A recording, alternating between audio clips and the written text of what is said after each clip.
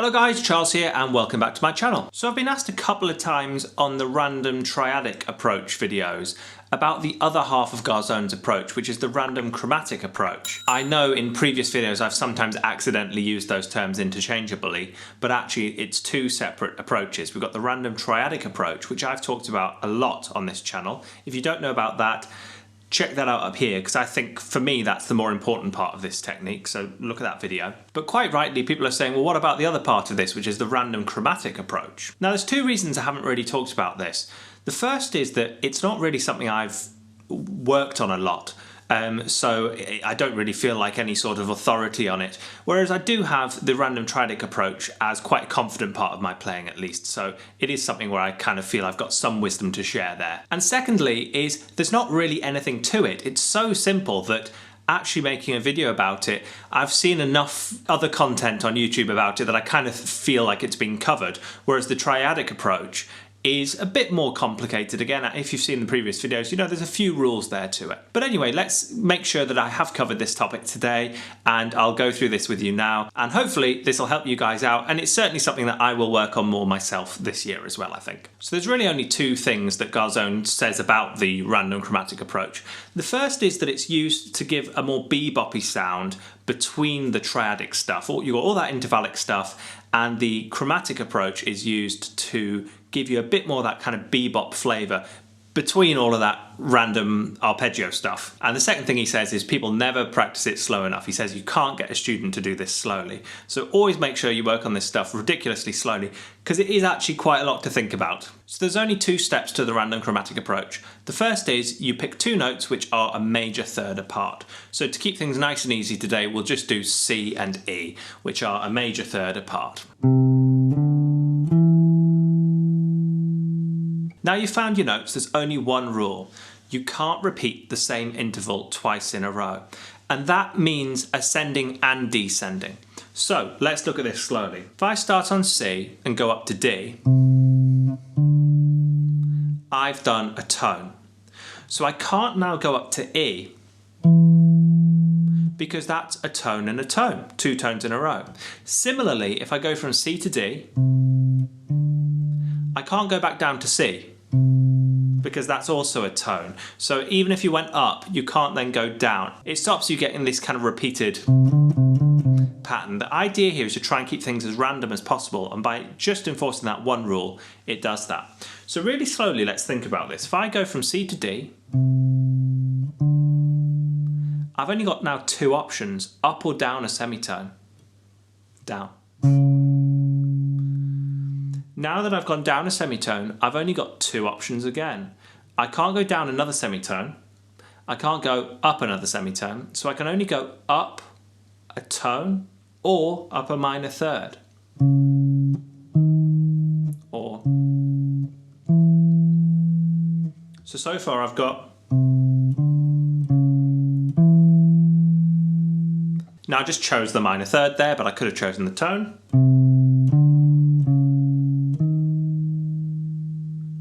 Let's carry on from the minor third example. So I've gone up a tone, down a semitone, up a minor third.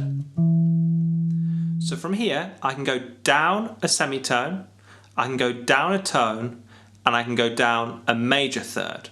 Now I can't go down a minor third because I've just done a minor third. Now the reason I can only go down is because remember the two notes that are my kind of book ends, if you like, are C and E. Well, I'm on E, so I can't go any higher. So let's say, well, let's listen to them and pick my favourite.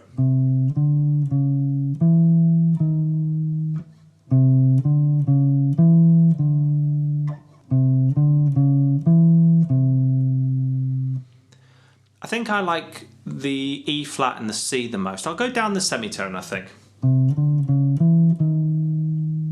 From there, I've just gone down a semitone, so I can't do a semitone. Which means I can't go up, because my only option would be to go back up a semitone to E.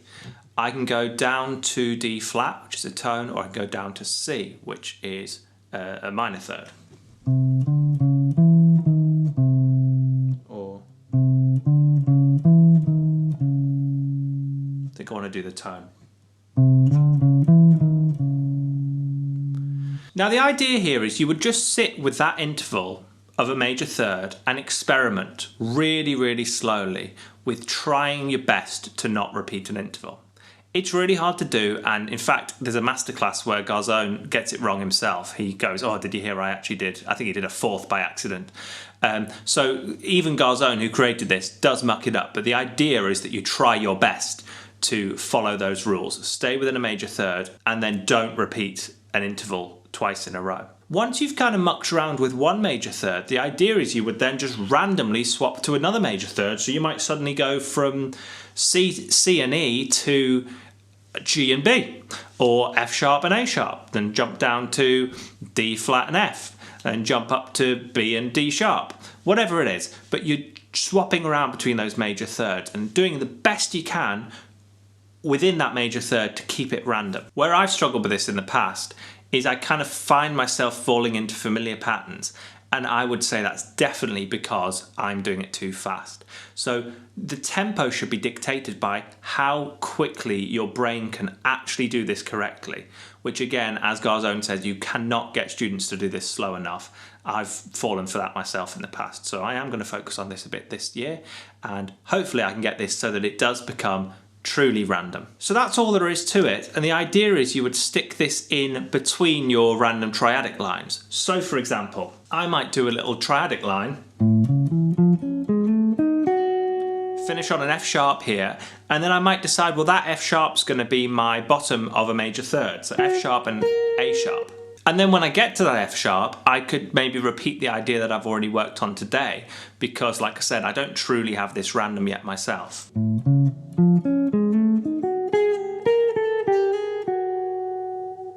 Something like that, and then continue perhaps into another triad.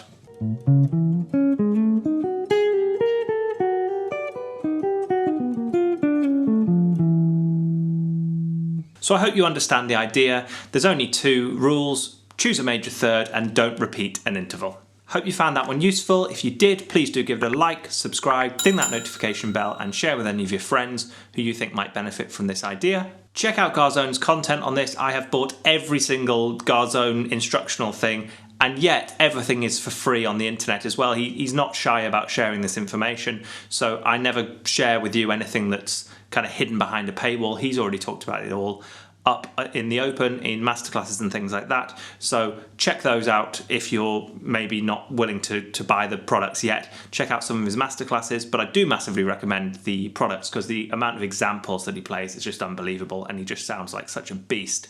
So it is well worth the price of entry. I think they're currently only available on Apple Books, the newer ones. And as always, I hope you're all doing very well, getting plenty of practice in, and I very much look forward to seeing you in the next one. Cheers! Roll up, let me embed a story you'll never forget. A drip, drip, you're drowning in debt now. You can't buy your way out. And